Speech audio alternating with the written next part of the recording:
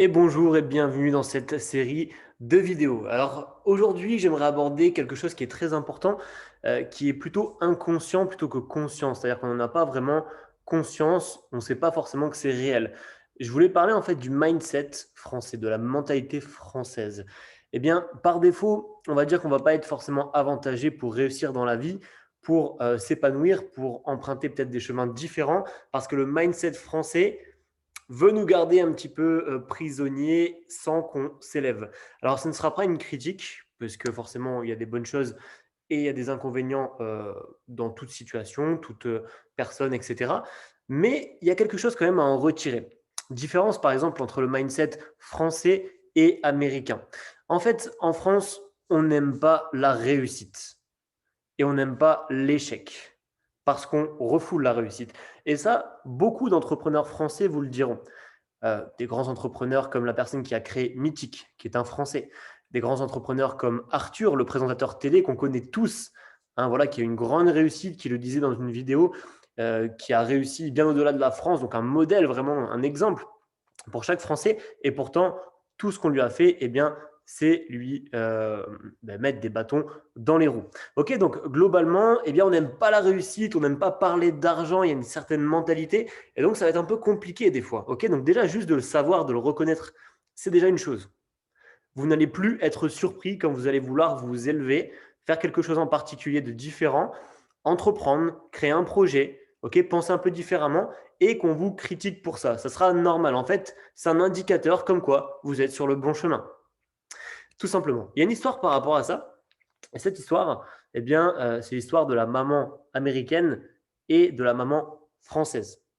Alors, ben, on le sait, nos petits, nos enfants peuvent faire des bêtises, hein, forcément. Et donc, on va avoir un petit marmot de, je ne sais pas, je vais vous dire des bêtises, mais 5 ans, 5, 6 ans peut-être, qui va monter à un arbre.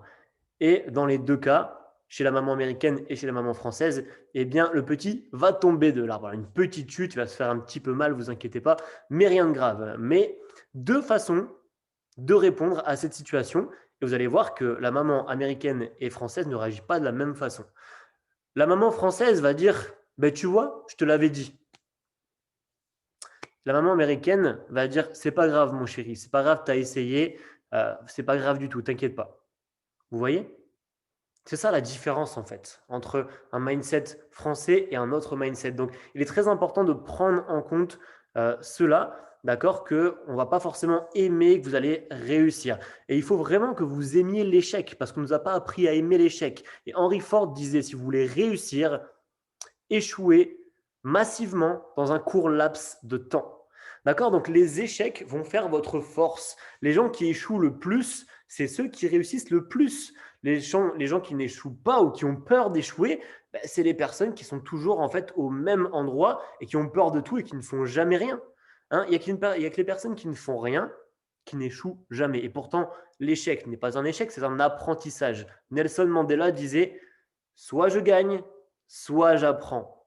Pas soit je gagne, soit je perds. Non, il n'y a pas vraiment de perte parce que tu obtiens un apprentissage. Et cela, encore, j'ai discuté avec une femme, à peu près 60 ans, qui tient un magasin de bijoux avec des pierres, lithothérapie, etc. Elle me partageait ça. C'est exceptionnel. Elle me dit, il n'y a pas vraiment d'échec, en fait. Et donc, c'est ce que j'aimerais, en fait, vous partager à travers cette vidéo, qu'en tant que Français, il y a une certaine mentalité, il va falloir vous déprogrammer de celle-ci, vous reprogrammer pour le succès. Ok, rien que numéro un, en avoir conscience, c'est une chose, d'accord, parce qu'on est beaucoup à ne pas en avoir conscience. Mettre le doigt dessus, c'est une chose. Deuxièmement, il va falloir retravailler tout ça, déprogrammer et reprogrammer avec des nouveaux schémas, avec des nouveaux fonctionnements, des nouvelles façons de penser, etc., etc. Globalement, si vous faites des choses à l'opposé de ce que 80-95% des gens font, vous êtes sur le bon chemin.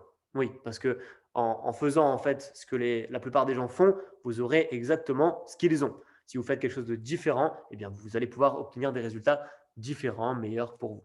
Voilà pour cette vidéo. Eh bien, c'est la première que je tournais de cette série et de la suite hein, qui va arriver pour enrichir votre mindset. Je vous souhaite une bonne relecture et puis n'hésitez pas à en parler avec moi-même ou avec votre sponsor ou votre upline. Je vous souhaite aussi de la re-regarder encore et encore et de prendre des notes.